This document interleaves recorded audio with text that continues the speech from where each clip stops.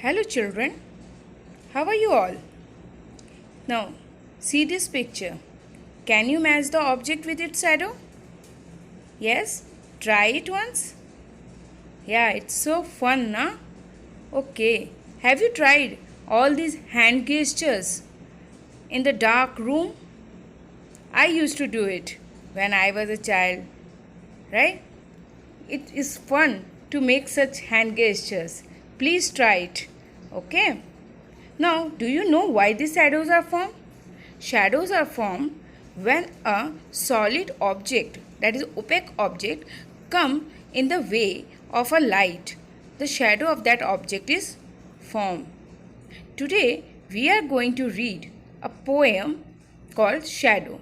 The poet is Anita Pose. So let's read. First, you must give your self-introduction before reciting a poem. I think you all know, right? So, start. Hello everyone. I am Manisha Jain and I study in class 4. Today I am going to recite a poem named Shadow. The poet is Anita Pose. I like to watch the shadow that fill my room each night. They always come to play here when I turn off the light. They dance around my pillow. They skip across the floor. They race about the ceiling and bounce against the door.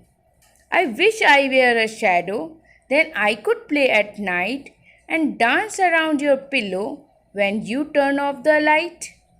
So here the poet is saying, I like to watch the shadow that fill my room each night. They always come to play here when I turn off the light.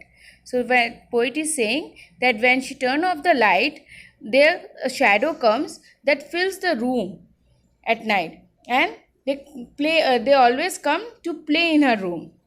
How they play? They dance around my pillow. They do dancing around the pillow of the poet, and they skip across the floor, or sometimes they go and skip on the floor. They race about the ceiling. Sometimes they are seen on the ceiling of the room and bounce against the door, and sometimes as if they are bouncing against the door. You know the meaning of bounce? Bounce means to move up and down. They are moving up and down towards the door.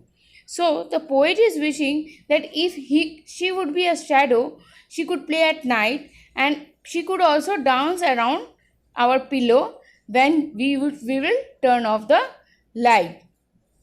So this is all about shadow.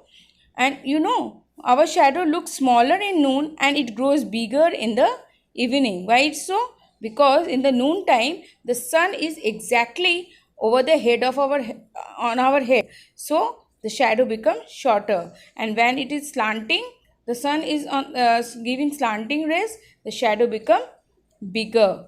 Okay, so here are some word meanings also in your book, and and there are some question answers. So what you have to do is, first you have to learn this poem, recite with first giving the self introduction, and then with proper voice modulation and in rhythm you should learn the poem first, and then you must do the writing part.